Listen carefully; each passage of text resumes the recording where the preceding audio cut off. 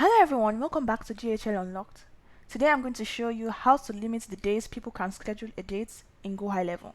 So first of all, log into your GoHighLevel account. Then on the left side panel here, select calendars. And in calendars here, head over to calendar settings.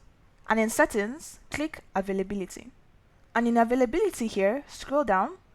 And if you wanted to block out Wednesdays and Thursdays, what you would do is simply untick these check boxes.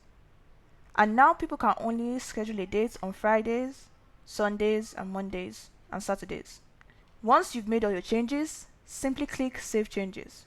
Now if you want to block out specific dates, like vacation days or anything like that, click Add Date Specific Hours. And here you can just select the days you want to block out.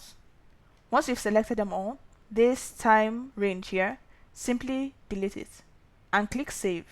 And if you save changes, this will make you unavailable from June 9th to 12th, 2026.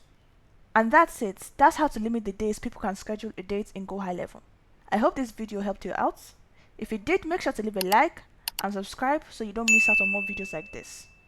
Thanks for watching, and I'll see you in the next video. Take care.